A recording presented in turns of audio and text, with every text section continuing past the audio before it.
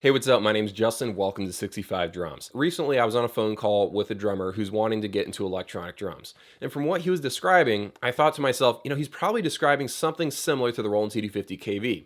So I sent him to the website and I said, "Is this what you're looking for?" And he's like, "Yeah, that's exactly what I'm looking for, but not for $6,000, maybe for a little bit less than that." The whole idea of having a full-sized kick drum and then having, pads for toms, a full-size snare, and a really large electronic cymbals, this whole idea really appeals to a lot of electronic drummers. So in this video, what I want to do is try to create this exact same drum set for half the price. So I'm going to try to shoot for creating this drum set for around the $3,000 mark. And what I'm going to do is create around 5 or 6 different variations of this kit at different price points using different companies, and just sort of show you how you can create your dream electronic drum set in a lot of different ways. Now, of course, I don't want to BS anybody. Whenever you choose low cost components, of course, they're not going to be as nice as the more expensive stuff. We all know this. But the whole point of the video is that there are multiple ways to make whatever electronic drum set you want. So in this video, I'm going to show you about 5 or 6 ways to create something similar to this Roland setup right here. Okay, so let's build some drum sets. The first 2 kits, we're going to build them in tandem. So we're going to build one right out the gate with new parts and one out of the gate with used parts. So starting off with the kick drum shell, because that's the first item that we need. It's the building block of any drum set. If you buy a brand new one, it's going to cost you about $320. That's like the cheapest one you can buy from sweetwater.com. I'm sure there's other cheaper options, but let's just say $300. If you buy one used off of Craigslist, that's going to cost you about $100. That's a price I've seen a couple of times. Now about the conversion package, the KD822. I've heard a lot of great things about it. A lot of people really do enjoy it. In fact, the last Viewer Kit Spotlight series, Kenny actually has this on his acoustic bass drum. Well, now it's an electronic bass drum. It costs about $300, so it's not going to break the bank. The ones that do sell this used on eBay, they're usually selling the entire kick drum shell. So moving on to the snare options, I thought we'd pick up an ATV A-drum snare. They cost about $450. I actually know a guy who bought this and he loves it. He says it's working great. It has multiple trigger cones, so you're not going to have any hot spotting. Unfortunately, I don't think that it supports positional sensing, but if you want positional sensing, you could always swap this out for something else, because there are other companies that do make electronic snares with positional sensing. But that's $450. For the used option, I thought we'd just buy a used snare drum shell from a used music store, like Music Go Round. I've actually bought 2 $50 snares from one of those places.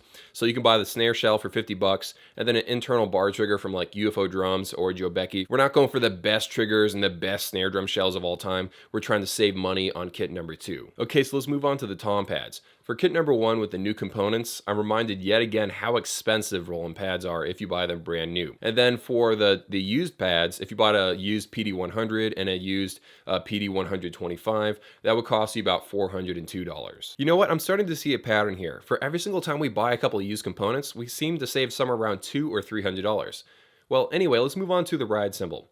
For the 18-inch ride cymbal, I thought we'd buy an ATV cymbal instead, because we can use this one with whatever kind of drum module we want. Remember, I'm not trying to recreate the TD50kv exactly. I'm using the form factor as a template, as sort of like inspiration for the kit we're trying to achieve right here. So on the one hand, that would cost $450. Now for the used drum set, we have to go a little bit smaller, unfortunately. So I thought we'd pick up a Roland CY15R. I've actually been using this for quite a while. It's a really good ride cymbal. It's not the best of the best, but it is solid, and it costs you about $210 used. So moving over to the crash cymbal, I thought it would be fun to see how much the exact same cymbal would cost new and used. So the new drum set has a CY14C, and that's $329. The used CY14C is about $140. Alright, so moving over to the hi-hats, for kit number 1, I thought we'd go with a new pair of ATV 14-inch hi-hats. I've heard really good things about it. For the used drum set, we're trying to save money again, so I thought we'd go with the VH11 hi-hat. I keep wanting to say set of hi-hats, but it's only one pad and then a sensor. But that's $270 versus $500. Alright, so now it's time to talk about drum modules. Obviously, kit number 1's got to have a Mimic Pro, $2,200, and then since we're trying to save money on the used set, a used Roland TD30 is selling for around $1,350. Now those are the main big items, but a lot of drummers forget when they're budgeting for their drum set that they got to buy all these other little things. For example, cables. If you buy a full set of cables, that's an extra $70 or $80. I buy the Hosa cables personally. They're angled on one end, straight on the other end, and I think they're like 6 or 8 feet long, so they're really good for electronic drums. As far as stands, you're probably going to want to buy 2 tom stands. So if you buy 2 new DW3000s, that will cost you about $240. If you go the used option, it's going to be somewhere around 190. You're going to need some cymbal boom arms because the tom stands will hold the toms and the cymbals too. So you're going to need 2 cymbal boom arms, so that's going to be around, $52. You're going to need a snare stand, that's going to cost you around $30. You can buy some really cheap stands. You can buy DW9000 hardware, gold plate, whatever you want, or you can go a little bit cheaper. It really depends on you. And of course, you're going to need to buy a hi-hat stand too. And then of course, you're going to need one final stand for your drum module. A lot of people forget they're going to need to mount their drum module somehow. There's multiple ways to mount the drum module. I made a whole video about it, but the simplest way is either to get something you have lying around the house, or you can even get a cymbal stand. Just take off the boom arm and then the drum module will actually mount straight onto the cymbal stand itself. All right, so let's price all this up. If you bought everything brand new, like I described, with the Mimic module, the ATV cymbals and stuff, that would cost you around $5,669. Meanwhile, kit number 2, the used options, that would cost you around $3,320. Now, what I want to point out here is, number 1, I'm not including the price of shipping because sometimes sellers will make you pay for shipping. And I'm also not including the price of taxes. Like if you bought all these new components, you're gonna have to pay taxes and all that. Now, of course, over in Europe, they actually include the price of taxes in the product itself, and they're wondering why sometimes it's really cheap over here in America. Well, it's not necessarily always cheaper. It's just that the price you're seeing is before they add the $300 in taxes or whatever it is. Okay, so that was kit number 1 and number 2. But I've actually got 4 other alternatives that I want to run over really quickly. I'm not going to go into the individual components and stuff again, but I do want to let you know that if we built up all the cymbals that we want to buy, the module and the stands, all we got to do is swap out the shells, and all of a sudden we have different prices. So for example, if we bought a Drumsets drum set, just the kick drum, the snare, and the toms, if we bought that plus the cymbals and the module and the stands we already picked out, that whole thing would cost about $3,178. Of course, I'm converting from pounds over to dollars.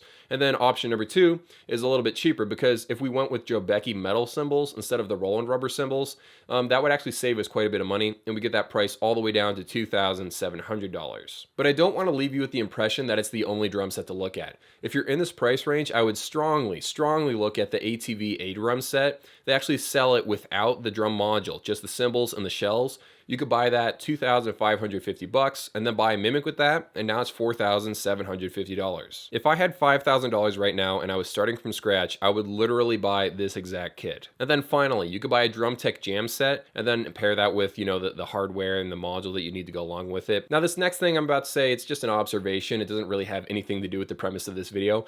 But one thing I've noticed is that whenever a company makes rubber cymbals, they have the keys to the entire e-drum industry. For example, with Drumtech, because they don't make their own modules and because they don't make their own rubber cymbals, they're never going to quite dominate the entire worldwide market. When you take a look at Diamond and Drumsets, those companies are actually pretty darn similar because they make their own metal cymbals and they make their own drum shells, but neither of them actually have their own drum module and neither of them actually make rubber cymbals. Whatever company has their own rubber cymbals, they have a lot of leverage. And apparently they're hard to design right. There's only a handful of electronic drum companies that make legit good rubber cymbals. And all the other companies either make crappy rubber cymbals that break all the time, or they just switch over to making metal cymbals because apparently those are actually easier to do. And that's why the DIY guys, they'll usually make DIY metal cymbals, but there's very few DIY guys that actually make DIY rubber cymbals. I've actually never even heard of someone that does that. As stupid as it might sound, having really good rubber cymbals gives you a lot of leverage in the electronic drum community. But anyway, back to the premise of this video, I just thought it would be really fun to take a look at this drum set right here, the Roland TD50kv Classic, and try to emulate that with different parts and pieces and do it for half the price. So now you have 6 different ways you can create a drum set similar to that one right there. Hope you guys have an amazing day, and I'll see you in a few.